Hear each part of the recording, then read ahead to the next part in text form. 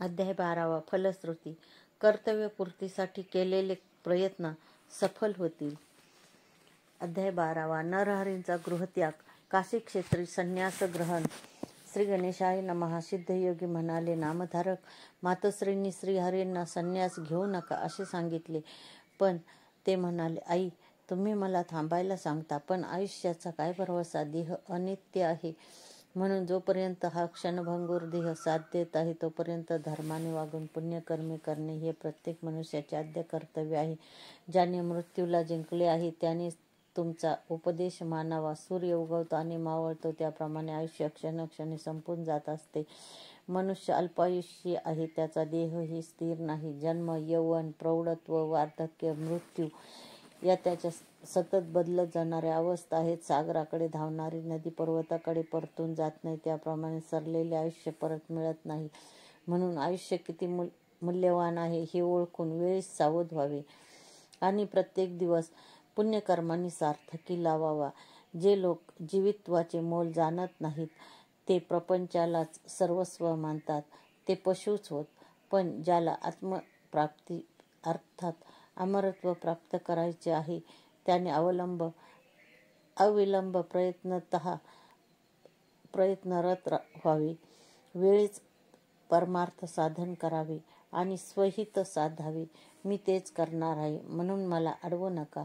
नरहरीच्या मुखातील ती बोधवचने ऐकून त्याचे मातापिता व उपस्थित लोक थक्क झाले. तेव्हा अंबा काकुळतीने म्हणाल्या, नरहरी तुम्ही माझे कुलदैवत आहात आणि मला 4 पुत्र होतील असे वचन दिले आहे. म्हणून मला एक पुत्र होईपर्यंत थांबा आणि त्यानंतर जा. आता शब्द मोडून गेलात तर मी प्राणत्याग करेन. नरहरी म्हणाले, ठीक आहे, मी वर्षभर इथे राहतो. तुम्हाला 2 पुत्र होतील, मग मला आज्ञा द्या. 7 वर्षाच्या नरहरीचे चतुर्वेदाचे अगाध ज्ञान पाहून विद्वान पंडितही आश्चर्यमुक्त होत असत. त्यांची कीर्ती व कर्तृत्व पाहून मातापित्यांना मोठे समाधान वाटत असे. यथावकाश अंबा गर्भवती राहिला.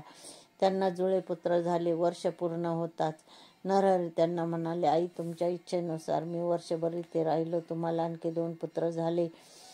2 पुत्र व 1 कन्या होतील. ही सर्व अपत्ये मानी, सदाचारी, दीर्घायुष्यी होतील. आता मला निरोप द्या. माधव आणि अंबांना वाईट वाटले. ते म्हणाले, नरहरी आम्ही पुत्र म्हणून तुमच्यावर रागावलो असू. आमच्याकडून अन्य प्रमादही घडले असतील, पण त्याबद्दल आम्हाला क्षमा करा. तुम्ही अवतारी पुरुष असलात तरी आम्हाला तुमची चिंता वाटणारच, म्हणून आम्हाला दर्शन देत राहा. नरहरी म्हणाले, तुमची भावना मी जाणतो, म्हणून तुम्ही ज्या ज्या वेळी माझे स्मरण कराल त्या त्यावेळी तुम्हाला भेटण्यासाठी येईन. तुम्ही सुखात आनंदात जगाल. मी तुम्हाला 30 वर्षांनी पुन्हा येऊन भेटेन. आता मला निरोप द्या. मी बदरिकावनास जाणार आहे. नरहरी ग्राम सोडून निघाले तेव्हा अनेक लोक त्यांच्या दर्शनासाठी आले. माधव आणि अंबा त्यांना निरोप देण्यासाठी नगरवेशीपर्यंत गेली. नरहरींनी त्यांना श्रीपाद वल्लभ आणि दत्तात्रयांच्या रूपात दर्शन दिले. तेव्हा दोघांनाही धन्य धन्य वाटले. नरहरी आधी काशीला गेले. तिथे विश्वनाथाचे दर्शन घेऊन काही काळ राहिले. तिथे कृष्ण सरस्वती नामक एक वयोवृद्ध तपोवृद्ध यती होते. नरहरी हे महात्मा आहेत हे त्यांच्या लक्षात आले. ते काशीतील यतींना विद्वानांना म्हणाले, नरहरी लहान असले तरी ते पराकोटीचे ज्ञानी व महातपस्वी आहेत. जगाने वंदन करावे अशा योग्यतेचे आहेत. कलियुगात संन्यास धर्माचा लोप झाला आहे, त्यामुळे त्यांनी संन्यास दीक्षा घेतली तर संन्यास परंपरा उजळून निघेल. ते गुरुपदाचे अधिकारी आहेत. लोकांना अनुग्रह देण्यास समर्थ आहेत.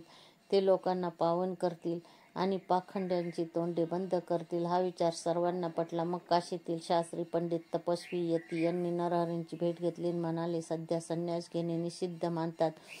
लोक संन्याशांवर टीका करतात. ते कुठंतरी थांबलं पाहिजे. म्हणून तुम्ही संन्यास दीक्षा घेऊन या प्राचीन परंपरेचा उद्धार करा. संन्यास आश्रमास पुन्हा प्रतिष्ठा मिळवून द्या. त्यांची विनंती मान्य करून नरहरींनी कृष्ण सरस्वतींकडून विधिवत संन्यास दीक्षा घेतली. नरहरी नृसिंह सरस्वती झाले. ते ऐकून नामधारकांनी विचारले, नरहरी हे दत्ताचे अवतार आणि स्वतः जगद्गुरू असूनही त्यांनी गुरु का केले? कृष्ण सरस्वतीची गुरुपरंपरा काय आहे? सिद्ध म्हणाले, श्रीकृष्ण चालक असूनही सांदीपनींना गुरु करून त्यांनी गुरुपदाचे व गुरुपरंपरेचे महात्म्य अबाधित ठेवले. नरहरींनी तेच केले. त्यांच्या परंपरेचे मूळ गुरु शंकर, त्यांचे शिष्य विष्णू, त्यांचे शिष्य ब्रह्मदेव, या क्रमाने वशिष्ठ, शक्ती, पराशर, व्यास, शुक्र, गौडपादाचार्य, गोविंदाचार्य, शंकराचार्य, विश्वरूपाचार्य, ज्ञानबोधगिरी, सिद्धगिरी, ईश्वरतीर्थ, नृसिंहतीर्थ, विद्यातीर्थ, शिवतीर्थ, भारतीतीर्थ, मलयानंद, देवतीर्थ, सरस्वती, यादवेंद्र सरस्वती व कृष्ण सरस्वती अशी गुरुशिष्य परंपरा आहे. संन्यास घेतल्यानंतर श्री गुरु नृसिंह सरस्वतींनी काशीमध्ये ज्ञानदानाचे महत्कार्य केले. अनेकांनी त्यांचे शिष्यत्व पत्करले. मग शिष्यास तीर्थयात्रा करत ते प्रयागास गेले. तिथे माधव नामक ब्राह्मणांनी त्यांच्याकडून संन्यास दीक्षा घेतली.